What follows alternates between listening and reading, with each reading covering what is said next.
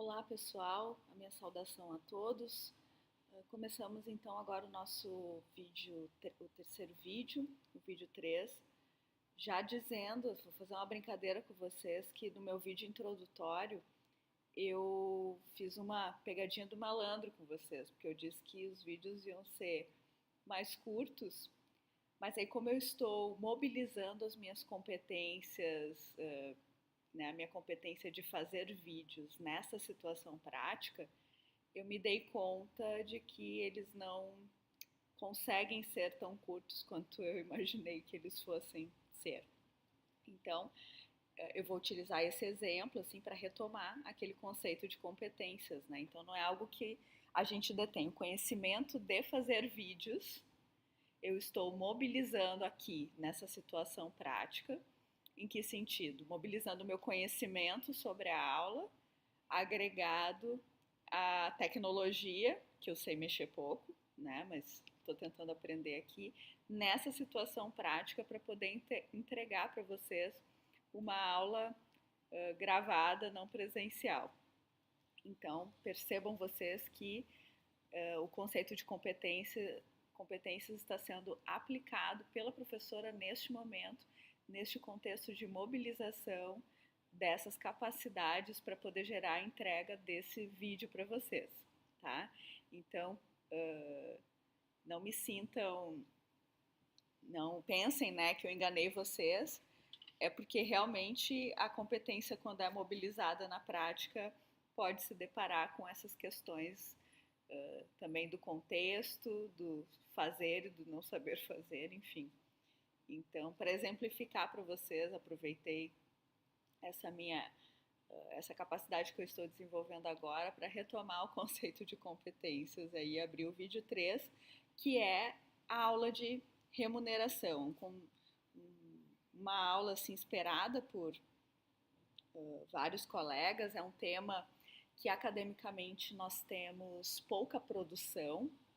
Então, para os colegas que quiserem, desejarem fazer o seu artigo final a respeito de remuneração, é uma boa temática, especialmente por termos pouco conteúdo desenvolvido a respeito disso e por ser algo que é tão importante para as pessoas, né? Porque a gente está falando de um valor monetário como uma compensação das capacidades mobilizadas e as entregas feitas cotidianamente, diariamente. Se nós estivéssemos todos aí em sala de aula reunidos, eu ia lançar uma pergunta para vocês. Quem é que acha, né, que eu ia pedir assim, pessoal, vamos levantar a mão aí, quem acha que possui uma remuneração justa em relação à sua mobilização de capacidades e entregas. Bom, a experiência me mostra que poucos de vocês levantariam, poucos sortudos, né, entre nós, levantariam as suas mãos ao ar e diriam: nossa, eu estou muito satisfeito e a empresa que eu trabalho me remunera de uma maneira justa e estou contente com a minha remuneração. Pela experiência, 80% de vocês, de 80% a 90%, dependendo da turma, diriam que não estão satisfeitos com o valor que ganham. E aí, pessoal, a gente pode migrar para uma reflexão que é a remuneração, salvo algumas exceções, obviamente, no geral, ela nunca vai dar conta de compensar essa mobilização, porque além de mobilizar as capacidades, tem uma outra coisa que eu entrego quando eu trabalho para as empresas, que é um tempo de vida, que é uma energia que eu nunca mais vou ter de volta, né? Se vocês se lembram daquele nosso vídeo da primeira aula que tinha aquele senhor indiano falando, a gente vai ver que o tempo de vida a gente só gasta. Então, existem na literatura, e aí não falando de remuneração especificamente, mas várias correntes teóricas que podem nos ajudar a entender e pessoas que vão se afiliar a essas diferentes correntes. A gente tem, por exemplo, uma corrente mais marxista, né, de uma teoria da libertação, que vai justamente criticar e falar a respeito dessa mais-valia, né, do quanto o trabalhador ele é explorado pelos empresários, né, a partir da entrega que fazem da sua energia de vida, certo? Temos, por outro lado, aí também num outro extremo, teorias que vão se afiliar a um pensamento mais neoliberal, certo? Que justamente vão entender a lógica de remuneração e trabalho como um mercado, certo? Que deve ter pouca interferência governamental e que de uma maneira orgânica se autorregularia. E aí, pessoal, entra uma reflexão que eu gostaria de dizer para vocês, que a remuneração como ela é praticada hoje, ela é praticada sob um viés neoliberal de mercado. Ou seja, o que isso representa? Representa que, assim como os mercados financeiros, o mercado de trabalho, observem que a primeira palavra já é um indicativo, né? Funciona como um mercado, onde o valor desta remuneração vai se autorregular, certo? Pelo conjunto de empresas que vão operar neste mercado e vão exercer aquela lei econômica máxima da oferta e da procura. Isso vale também para o mercado de trabalho, porque hoje ele opera nessa lógica. Não estou fazendo juízo de valor, se é bom, se é ruim, se é justo ou se é injusto. É como ele opera. Ele opera na lógica de mercado. E aí, por isso que as pesquisas de remuneração elas são tão importantes nessa lógica. Porque para eu descobrir ou para eu saber quanto eu vou remunerar uma determinada posição na minha empresa, eu vou fazer um olhar para o lado, para as empresas que estão neste mercado ou com as empresas que eu gostaria de me comparar, e aí a gente tem uma série de critérios para isso, porte, segmento, número de empregados, etc. Então eu vou olhar para o lado e vou ver, bom, como é que a empresa XYZ tem remunerado aquela função específica. Bom, normalmente as empresas elas tendem a remunerar numa mediana, e nós também vamos ver este conceito, né, numa média de mercado, certo? Então, por isso que muitas vezes a gente não acha que o valor é justo, certo? Porque a empresa ela vai estar disposta a pagar aquilo que o mercado, né, vai estar remunerando as outras posições. A lógica é, bom, eu posso perder se olhar de uma maneira exclusiva para a lógica da remuneração. Eu posso perder este meu empregado para outras empresas em função do salário? Se a resposta for sim, então a empresa tende a se ajustar para ficar numa lógica de mercado. É claro que a gente observa essa temática, pessoal, também no contexto socioeconômico e político que a gente, né, está passando, está vivendo agora. Então, que é um contexto ainda mais restritivo e que leva essa lógica de operação de mercado a um outro extremo muito mais injusto. Porque, bom, se o mercado de trabalho é um mercado e opera pela lei da oferta e da procura, então, se eu tenho uma oferta escassa de trabalho, ou seja, se o meu número de vagas de emprego ofertadas, né, é menor do que essa procura, é uma questão lógica, as empresas vão tender a ter uma remuneração um pouco mais baixa em função da oferta e da procura daquele contexto, e no nosso caso, muito pior por ser um contexto de crise econômica. Nós não estamos vivendo num pleno emprego, o que faz com que haja, né, uma busca por parte do trabalhador maior do que as ofertas de trabalho que a gente tem disponíveis no mercado, certo? E isso, de uma maneira injusta, sim, acaba operando numa lógica, então, de redução também da oferta de salários melhores para as pessoas, tá? Numa lógica inversa, por exemplo, há algum tempo atrás, deve ter vários colegas aí na turma que trabalham com tecnologia da informação. Quando eu tenho pessoas com capacidades que são muito preciosas para o mercado e a gente tem uma oferta baixa de determinadas especializações, e num passado recente certos conhecimentos de TI eram altamente valorizados, porém a gente tinha dificuldade de achar as pessoas com aquele potencial de capacidades para serem mobilizadas nas situações práticas.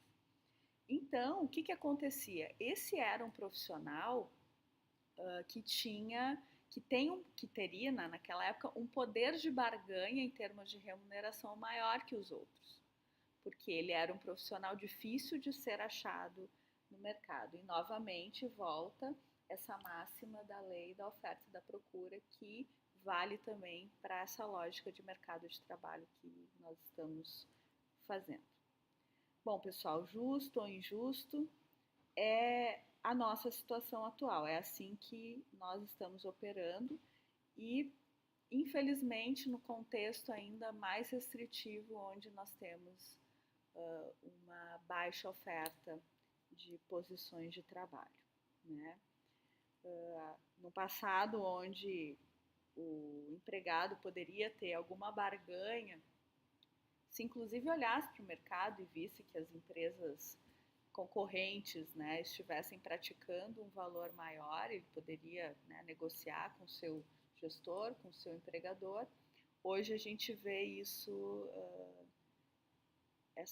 esse poder de barganha do trabalhador ainda é pior, em função de que, bom, a contrapartida vai ser, não, que bom que hoje você está empregado, tem emprego neste contexto onde a gente tem, como a gente viu na primeira aula, um alto índice de desemprego, um alto índice de desalento, né, que é essa taxa das pessoas que já nem conseguem mais se aventurar na busca por um emprego neste mercado, certo?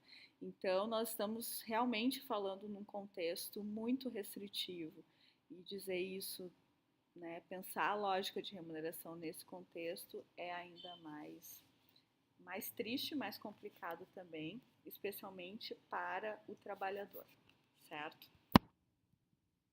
Aí a gente vem, pessoal, aqui pelos slides, para a ideia que eu acho que é a mais importante para mim, que eu gostaria que vocês ficassem nessa aula de remuneração, que é o seguinte: é a gente entender que remuneração é diferente de salário base.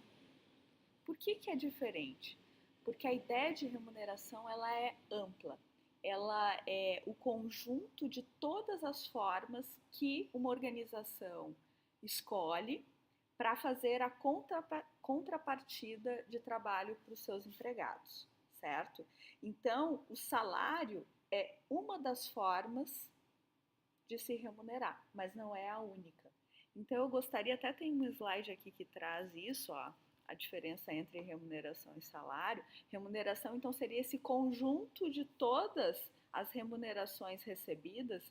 Entendo vocês que essa remuneração ela pode ser em termos de dinheiro vivo no bolso, mas ela também pode vir numa forma mais intangível que a gente vai trabalhar. Hoje, por exemplo, ofertas de emprego chegam até a anunciar que o clima de trabalho interno, né, vendendo o clima de trabalho interno como também algo que faz parte da remuneração.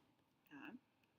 Então, voltando aqui, para a gente poder pensar, se a remuneração é esse conjunto de diferentes formas, que diferentes formas podem ser essas, né? O salário, por exemplo, ele entraria nessa primeira categoria. Então, esse diagrama, ele resume basicamente tudo que nós vamos falar e pensar sobre remuneração. A gente tem, nessa lógica aqui do gráfico, direta, indireta, fixa e variável. A lógica direta significa que eu vou estar remunerando dinheiro no bolso da pessoa. E se o meu vídeo fosse com aqueles recursos, eu ia fazer um barulhinho de caixa registradora agora, sabe? Imaginem vocês o barulhinho, eu não vou nem me ensaiar, tentar imitar esse barulho, porque não vai ficar legal, certo? Mas assim, direta então seria, se vocês imaginassem aqui um bolsinho e o dinheirinho no bolso, certo? Então é dinheiro no bolso do trabalhador. A remuneração indireta não necessariamente é dinheiro no bolso, tá? Ela pode se compor de outras formas que não nesse valor, nesse dinheiro direto, certo? O que é fixo, nós vamos considerar que entra com frequência, né? É pago com frequência ou é entregue com frequência para o trabalhador. Essa frequência ela pode ser mensal, como na remuneração fixa direta, né? Que seria aquele saláriozinho nosso de todo mês, certo? E, por exemplo, também em forma de benefícios que são pagos, né? São dados, ofertados também com uma frequência mensal, semestral, bimestral, enfim, como for a política da empresa. O variável, como o próprio nome disse, né, significa que é aquela contrapartida que não entra todo mês. Ela pode ser paga em diferentes períodos, certo?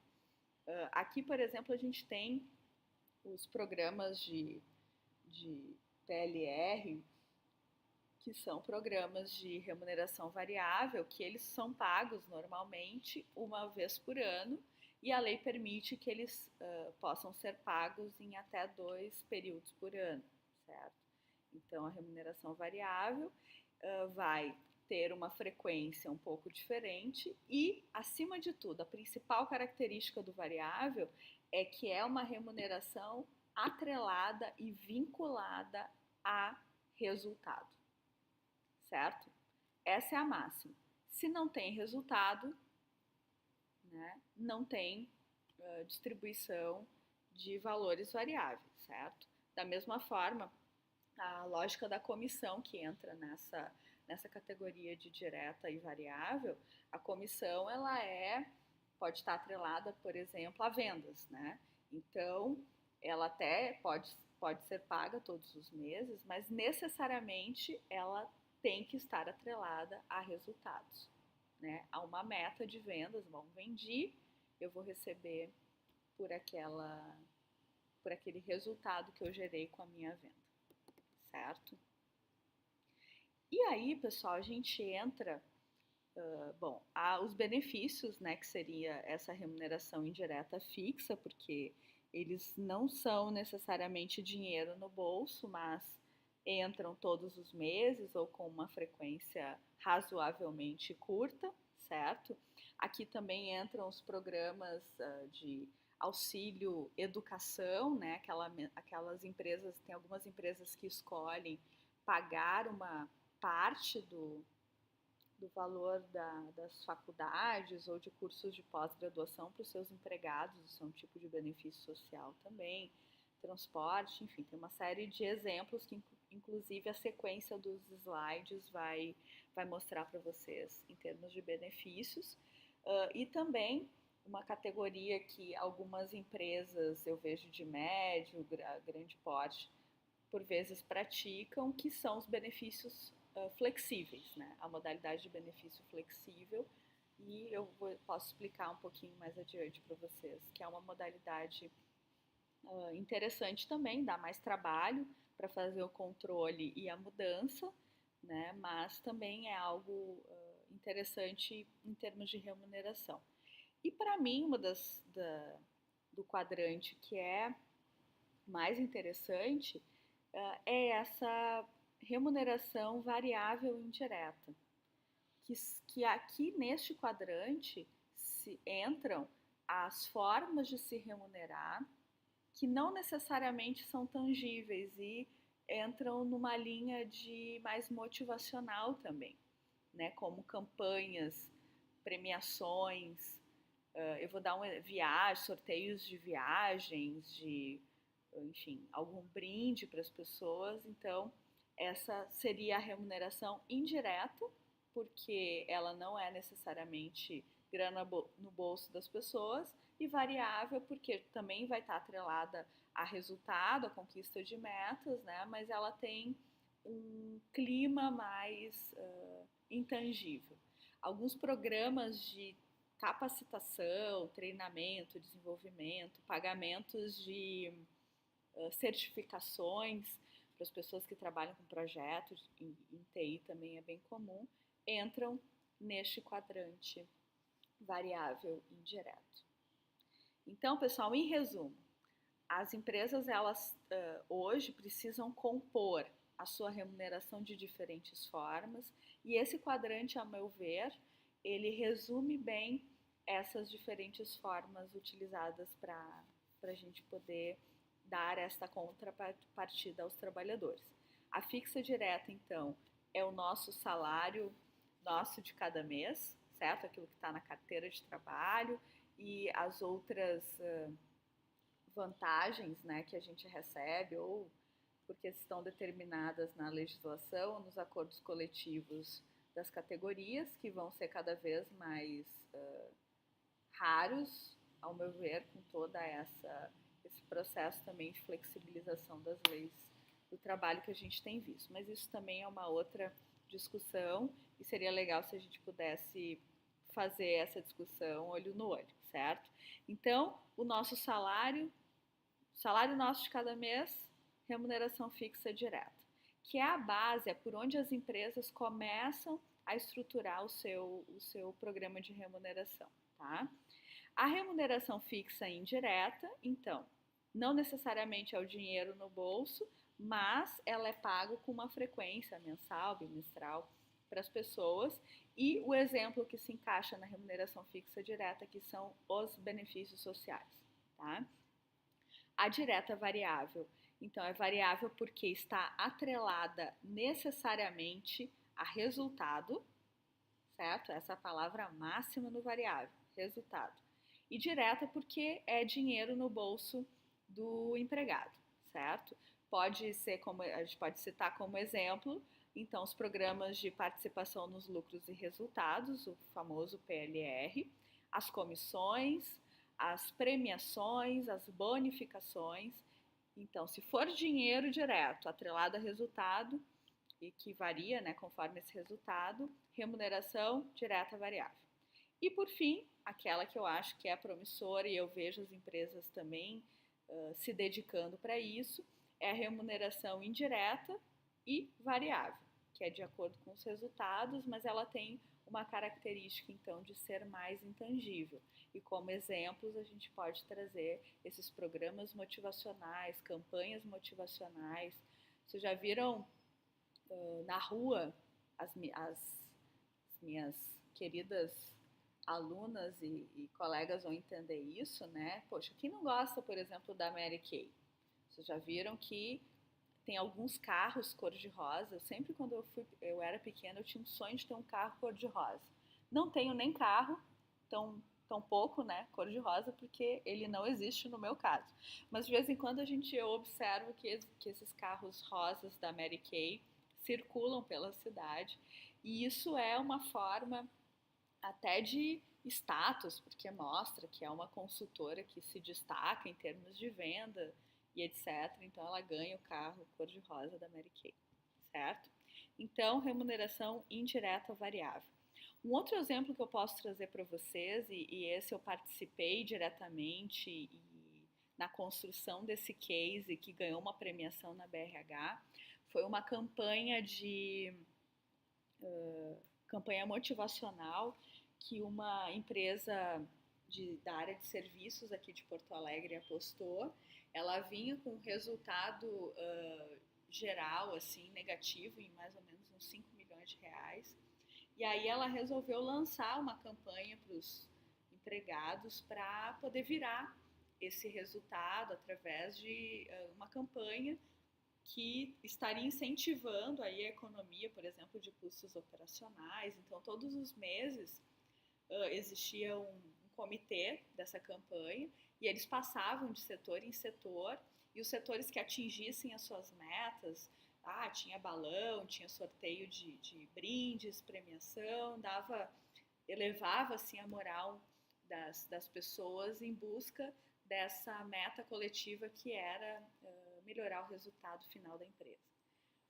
Ao final do ano, isso começou mais ou menos ali na metade do ano, então a campanha teve uma duração aí de quase 7 meses, né, 6 meses e meio mais ou menos, e lá no final do ano o resultado, que era de 5 milhões negativo, ficou mais que o dobro não, a empresa teve um resultado quase de 10 milhões positivo. É claro que não foi só a economia operacional, né? Também o momento econômico e o processo de vendas da empresa teve uma alavancagem bem significativa, mas assim, foi algo muito histórico para aquele contexto organizacional por essa grande virada no resultado da empresa. Não o resultado líquido final, mas o resultado antes dos impostos e tal. Então, a gente vê que trabalhar com essas questões motivacionais, né, também auxiliam no atingimento das metas finais corporativas, aliadas, obviamente, a uma série de outros fatores do contexto, certo? E aí também, no final dessa campanha, a empresa reuniu todos os seus funcionários numa convenção e sorteou 5 viagens de cruzeiro. O pessoal ficou bem faceiro, assim, foi um momento de celebração bem bacana nesse contexto dessa organização, certo?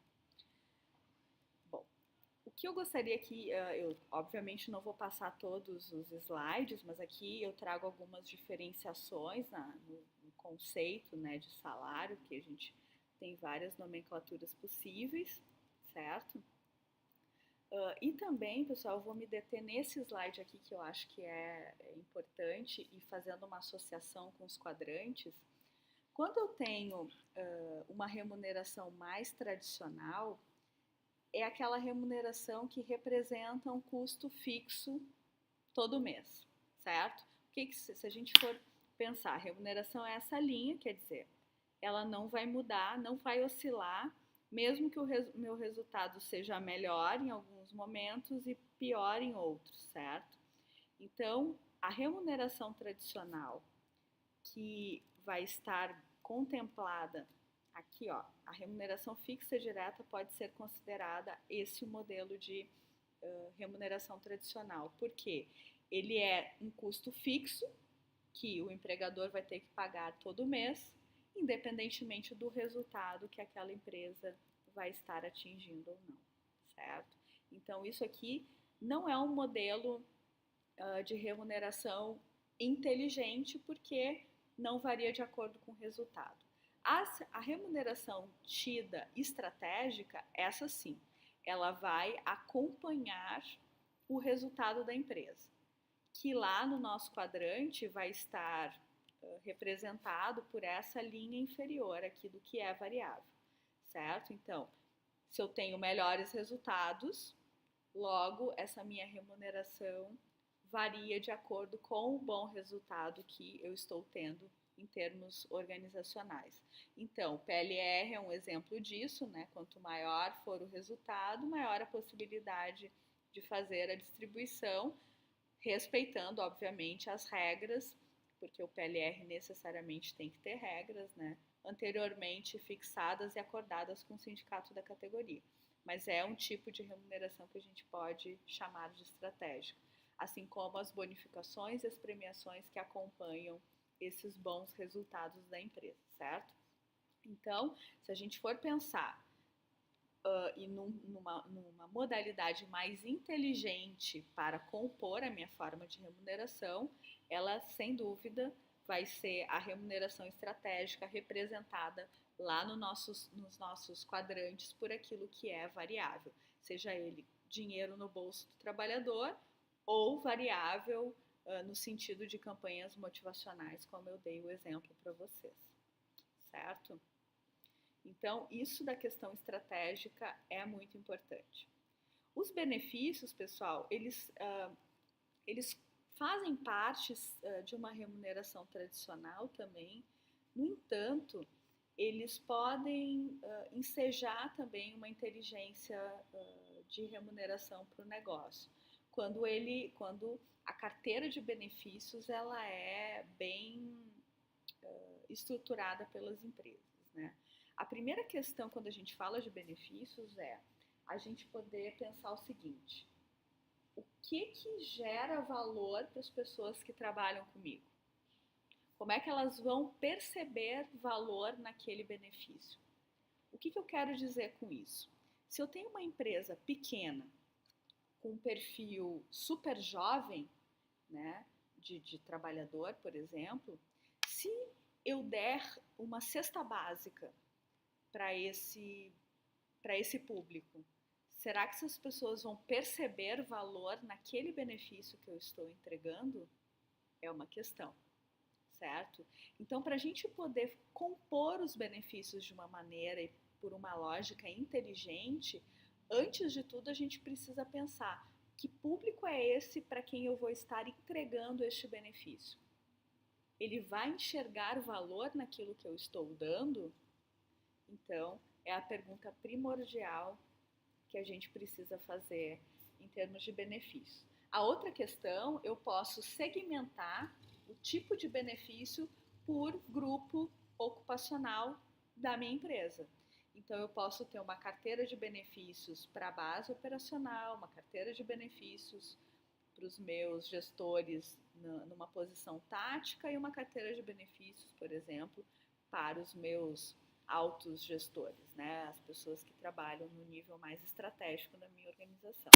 Então, essa segmentação e diferenciação dos benefícios também é um viés importante de ser analisado em conjunto com a questão, o que gera valor para as minhas pessoas, né? Como é que elas vão perceber aquele benefício como um valor.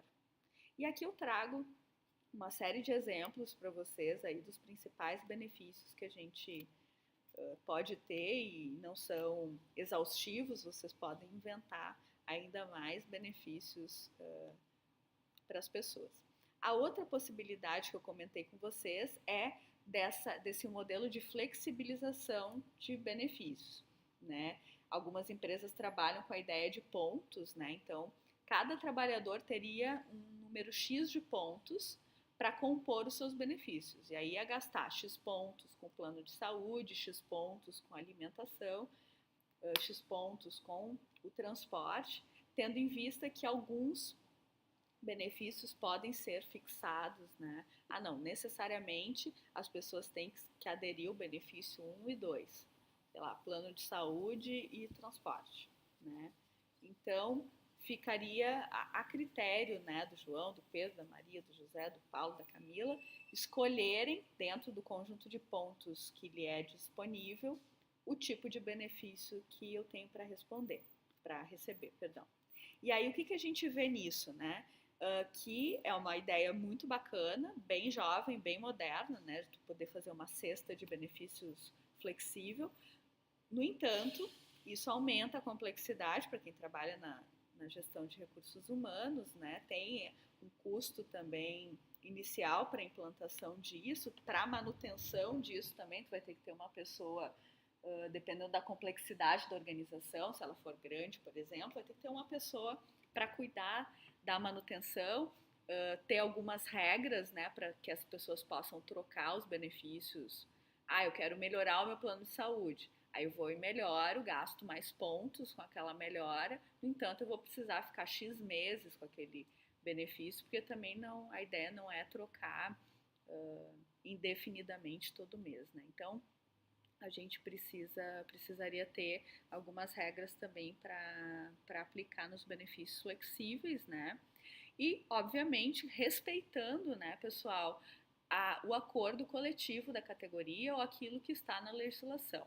Né? Então, a gente também não pode ferir, né, se o acordo diz que tem benefícios mínimos para serem concedidos aos empregados, a gente precisa respeitar aquilo que está também nos nossos acordos coletivos da categoria, certo? Falando um pouquinho rapidamente, então, da remuneração variável, a gente tem, não é recente, né? Então, a questão dos programas de participação nos resultados é algo que vem desde a década de 40, certo? E veio se aperfeiçoando até a última legislação, a última alteração que a gente tem ali a partir de 2013, né? O que isso diz? Que, bom, as empresas vão ter liberdade, né, para poder distribuir os seus ganhos superiores, né, com os seus empregados. Obviamente que não vai, o programa variável, ele não vai substituir a estruturação da remuneração fixa direta, né, o salário base ali não vai ser uma coisa por outra, mas um complemento para as pessoas a partir de ganhos superiores que a empresa venha a ter, certo? E existe uma regra, obviamente, na legislação para que esse programa de participação seja constituído, né?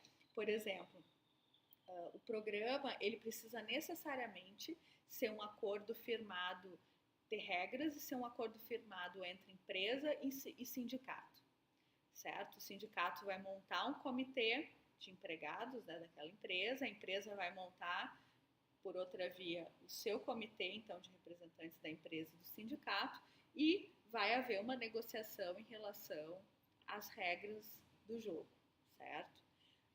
O que acontece, que eu vejo que na prática a gente tem bastante impasse, é justamente achar um denominador comum em termos de regras. Né? O sindicato vai querer que essa distribuição do programa, né, de remuneração variável seja igual para todos, a empresa vai querer diferenciar o número de salários por grupo ocupacional, então os gestores vão ter uma distribuição maior do que o grupo operacional, e aí a gente vê que é difícil achar um denominador comum porque se trata de um processo de negociação necessariamente entre empresa e sindicato. Algumas empresas, né, frente a essa dificuldade de achar um denominador comum para a remuneração variável, opta por trabalhar com programas de bonificação e premiação, né? O que se perde com isso é que eles vão ter incidência dos impostos, imposto de renda e INSS, como qualquer outra remuneração, mas vão acompanhar a lógica da distribuição ser por resultado, certo? A diferença, então, por exemplo, de um programa de premiação e bonificação, de um programa PLR, de participação nos lucros e resultados, é que um não vai ter uma incidência de vários impostos, né, como o imposto de renda e INSS, e o outro, que não necessariamente nasce de uma negociação coletiva com o sindicato, vai incidir imposto para o trabalhador. O PLR, pessoal, hoje é uma das formas mais baratas, em função dessa ausência, né, desses encargos trabalhistas da legislação ali de imposto de renda, uma das formas mais baratas da gente poder fazer contrapartida das pessoas, certo? Bom, aqui então vai ter algumas informações adicionais para vocês, que eu sugiro que vocês façam aí uma leitura e, pessoal, a todo momento eu vou estar disponível por meio dos meus contatos para esclarecer qualquer dúvida e qualquer ponto que vocês acham que não ficou claro nessa minha explicação do vídeo, certo? Bom, então, se a gente for voltar lá para o nosso quadrante, né? Então, a remuneração fixa direta, que não é uma remuneração estratégica, mas ela é uma remuneração básica. Por isso que o nosso exercício lá na planilha de Excel vai ser na remuneração fixa direta, porque é o ponto de partida para a estruturação das formas de se remunerar na empresa, porque eu não posso contratar, agora com a flexibilização das leis do trabalho isso pode mudar, mas eu não posso contratar uma pessoa ganhando zero. Eu tenho que contratar ela a partir de um valor de salário, né? E aí, pessoal, a gente, para fazer a estruturação dessa remuneração fixa direta, a gente tem que dar alguns passos, certo?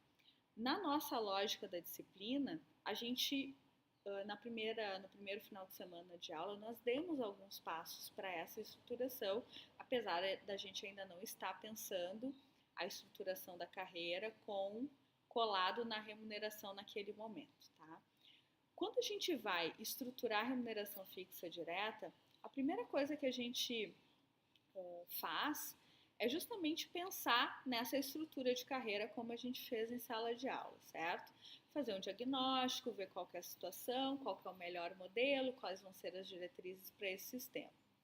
Aí eu vou, então, elaborar a estrutura, seja ela corporativa, no modelo de X, Y, linha, em rede, paralelo múltiplo, enfim, o modelo que a gente escolher.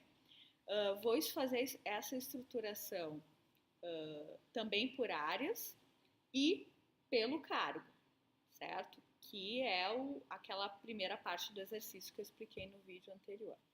No momento em que eu tenho essa estrutura do sistema de carreira desenhado, aí eu consigo pensar, bom, como é que eu vou fazer então para remunerar, para estipular um valor, certo? Que, assim como eu disse que o sistema é limitado, não acho que o valor que a gente vai estabelecer é totalmente justo, mas ele tem que estar pelo menos de acordo com o mercado. E é por isso que a gente, na sequência, que tem este desenho de carreira e cargo, a gente realiza uma pesquisa de salário para justamente olhar para fora, certo? E pensar, bom, como é que eu vou fazer essa contrapartida? Eu não quero pagar muito a menos, por exemplo, do que os meus concorrentes pagam para aquela posição. Então, a pesquisa salarial, pessoal, ela é extremamente importante para a gente poder constituir a remuneração fixa direta, que é essa remuneração básica que as empresas normalmente estruturam, certo? O ranking de cargos não necessariamente é feito por todas, né? Então, é uma etapa que se pode pular. No momento em que eu tenho todos os perfis descritos, a pesquisa salarial em mãos, que vai subsidiar a minha estruturação, aí sim eu consigo estruturar a minha tabela salarial, que vai ser o nosso próximo vídeo para explicar o nosso exercício na tabela de Excel, certo? No momento em que eu estruturo a tabela, eu começo a simular quanto aquela tabela vai me custar, certo? De partida, porque normalmente as empresas fazem esse estudo com a sua operação andando, né? Então, o ideal seria que no momento em que eu estivesse constituindo uma empresa do zero, eu fizesse tudo isso aqui, mas no nosso mundo real, a empresa já está operando, já está funcionando e eu vou fazer isso com literalmente o bonde andando, certo? Para que no fim, então, seria a nossa última aula, pensar nas políticas para esse sistema de gestão de carreiras e remuneração, certo? Então, pessoal, nesse momento que eu trabalho a questão da pesquisa salarial, eu convidaria para ir à frente, tá? 5 colegas para a gente poder fazer uma pesquisa dinâmica e ao vivo, certo? Mas essa impossibilidade eu vou contar com a grande imaginação de vocês aí a respeito desse momento, né? Normalmente eu chamo esses 5 colegas e eu proponho que a gente faça uma pesquisa de um cargo qualquer. Normalmente eu peço um cargo de gerente, né, de gestão de pessoas, que é onde várias pessoas aí da turma querem também chegar, né, nessa posição bacana aí de gerente de gestão de pessoas. E aí eu peço para esses 5 colegas anotarem num papel o valor que eles remunerariam esse nosso gerente de gestão de pessoas, certo? E aí, por quê? Na lógica da pesquisa salarial, esses 5 colegas, eles seriam 5 empresas diferentes com as quais eu gostaria de me comparar nesta posição de gerente de gestão de pessoas, né? Então, numa pesquisa de salários normal, a primeira questão que a gente traz é, bom, quais as empresas com as quais eu gostaria de me comparar, né? Escolhendo um rol de cargos para compor esta pesquisa. Nesse exemplo de sala de aula, a gente está trabalhando com uma só, que é o gerente de gestão de pessoas, né? Mas nas pesquisas de remuneração normais, a gente trabalha com um painel que varia entre 30 ou até 60 cargos, dependendo do tamanho da pesquisa que eu quero fazer. Então, convidando essas empresas, essas pessoas, né, para participar da minha pesquisa, e selecionando os cargos, eu preparo um caderno de coleta, né, onde todas essas empresas, né, ali no caso do exemplo de sala, a gente chama 5 colegas, mas podem ser quantas empresas com as quais eu gostaria de me comparar. Normalmente, pessoal, como a questão do salário ainda tem todo um mito, né? Eu não quero abrir a minha folha ou quanto eu remunero para o meu concorrente. Então, essas pesquisas, elas costumam ser feitas com uma empresa terceirizada que vai receber o dado de todas as empresas, fazer uma tabulação estatística e fazer uma devolução para as empresas participantes dessa pesquisa. Por vezes, existe uma empresa que é a patrocinadora, né, que é aquela que vai bancar o custo da pesquisa, e as demais empresas participantes não teriam custo de valor, mas teriam, então, a obrigação de dar os seus dados para receber em troca a tabulação dessa pesquisa. Então, essa empresa terceira normalmente faz essas etapas aqui, que é efetuar a coleta, fazer a tabulação e a apresentação dos resultados para as pessoas participantes, né? Então, é comum no mercado existir essa empresa que faça essa mediação na pesquisa salarial, tá? E um pensamento importante quando eu quero fazer uma pesquisa é pensar justamente nessas empresas com as quais eu gostaria de me comparar, né? E também o painel de cargos que eu gostaria e mesmo as informações gerais que eu gostaria de coletar nessa pesquisa.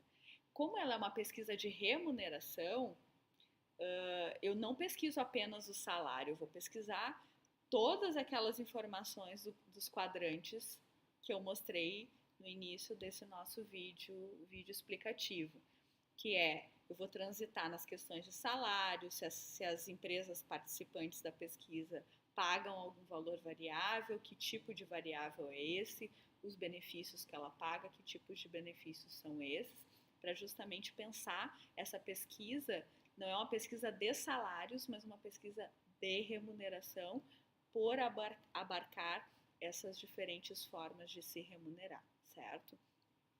Uma questão que é importante também sobre a pesquisa salarial é a confidencialidade das informações. Por isso que normalmente uma empresa de consultoria terceirizada faz o recebimento, né, a coleta dos dados e a devolutiva desses dados em função dessa confidencialidade. Então, nenhuma empresa vai receber de modo aberto quanto a outra paga, quanto a outra remunera aquelas funções que eu estou pesquisando. Mas todo mundo vai receber o número fechado, né? Os dados estatísticos fechados, que são esses aqui,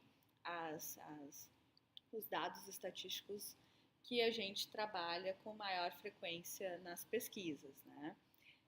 Como, por exemplo, a frequência, então é o número de informações para aqueles salários dados, né?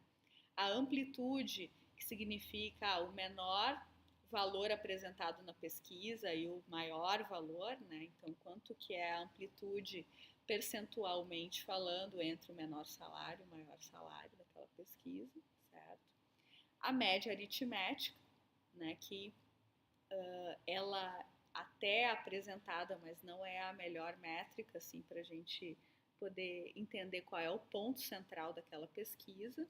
E sim, a média ponderada, porque eu vou ponderar a média considerando a frequência de informações que aquele valor teve na minha pesquisa, certo? Aqui está um exemplo para vocês.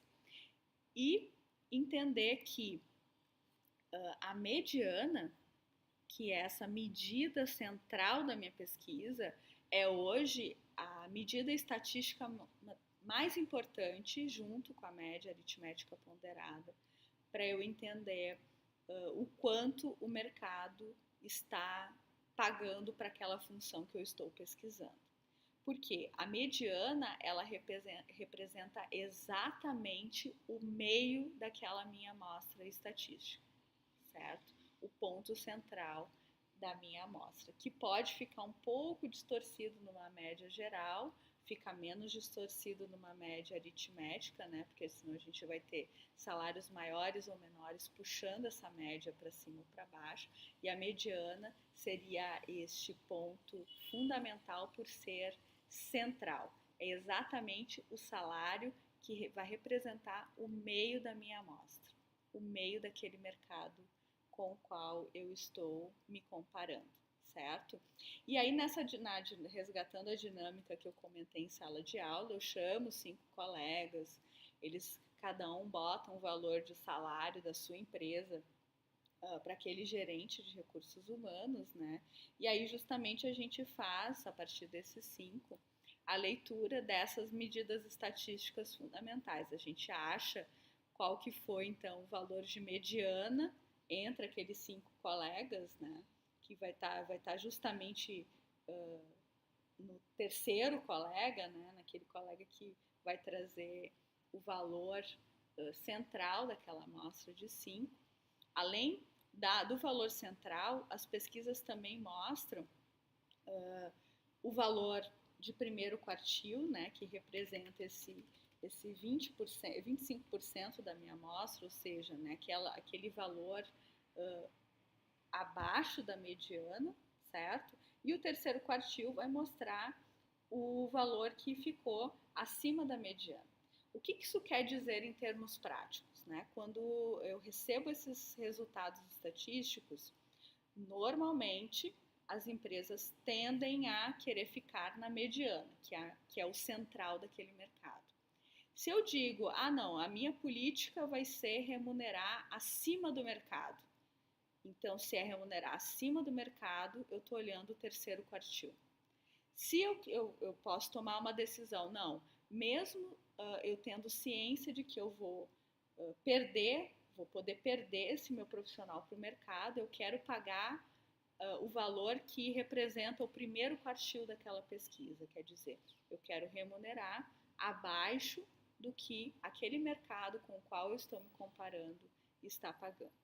E aí, pessoal, não tem certo nem errado, tem política e tem escolha da organização, certo? O que eu quero trazer para vocês é que, no geral, as empresas tendem a querer construir a sua tabela salarial, o seu perfil de remuneração fixa direta, baseado na mediana de mercado. Mas ela pode se diferenciar, querendo pagar o terceiro quartil ou mais que o terceiro quartil das pesquisas, ou também ela pode ter uma política de remuneração fixa direta menos agressiva e assumir, eu quero pagar menos do que o mercado está remunerando naquela posição, certo? E aí, pessoal, o nosso exercício, que eu vou explicar no vídeo seguinte, vai nos ajudar a trabalhar a estruturação da tabela salarial. Então, uma vez que eu tenho essa informação de mercado, que é essa etapa 1 aqui, eu vou olhar também internamente a minha média interna, então, com a informação de mercado e com a informação dos valores de salário que eu remunero atualmente, então com essas duas informações juntas eu consigo construir a minha tabela salarial, que aqui nós temos um exemplo e que eu vou explicar de uma maneira mais detalhada no nosso próximo vídeo, certo? E com isso, então, a gente termina a questão da política também. A gente vai transitar depois, vai ser o nosso último vídeo, né, que seria a nossa última aula, e também porque eu falei demais até agora, né, e vocês já devem estar cansados, então eu vou fazer um break para a gente se encontrar no próximo vídeo. Tá, pessoal? Qualquer dúvida, novamente os meus contatos vão estar à disposição para a gente tirá-las, tá? Até o próximo vídeo.